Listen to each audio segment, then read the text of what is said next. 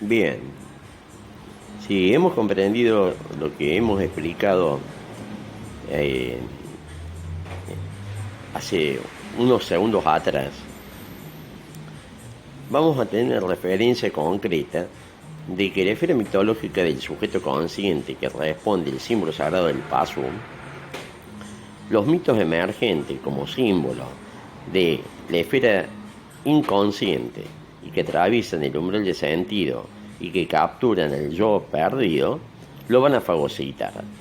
Es decir, van a escurrir toda la voluntad del yo perdido en la estructura argumental del mito. Por lo tanto, el virya perdido, el yo perdido, va a quedar subsumido, atrapado, animando volitivamente la potencia del mito sin arca. De tal manera que el virya va a quedar sometido a los argumentos kármicos del mito, animando con su voluntad toda la estructura psíquica del mito. Recordemos que la esfera mitológica del símbolo sagrado del Pasu es una esfera psíquica y los mitos participan de una potencia psíquica. Es decir, esos mitos son conducentes y tienen un correlato con el mundo exterior, con una estructura religiosa esotérica de la sinarquía y de la fraternidad blanca universal.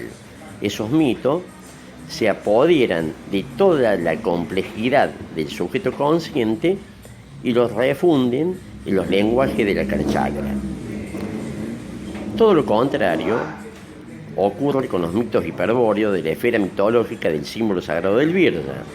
Esos mitos, si bien tienen la potestad de sumir al yo orientado a su estructura rúnica, difieren en la forma que actúan sobre la voluntad del yo orientado.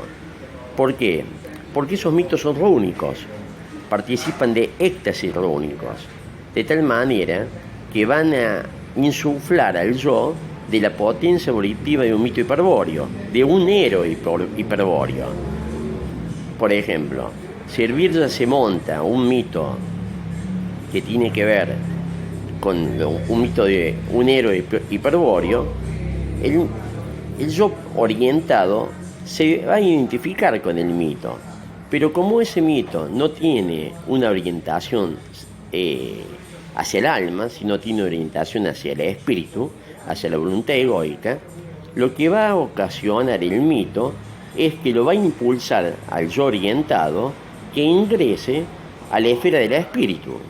Al ingresar a la esfera del espíritu o esfera aérea de voluntad egoica, es claro que el yo va a sentir la potencia volitiva del mito y, a su vez, sobre esa potencia volitiva del mito, se va a centrar en el self, en el centro del mito, en el centro de su voluntad egoica, porque el mito hiperbóreo está situado en esa esfera mitológica del símbolo sagrado del Virya, que lo va a ingresar a la esfera aérea de voluntad egoica, a la esfera del espíritu, a la esfera del bril, de tal manera que tenemos que ser conscientes de las diferencias de ambas esferas mitológicas que radican, y eso sí, en la estructura psíquica.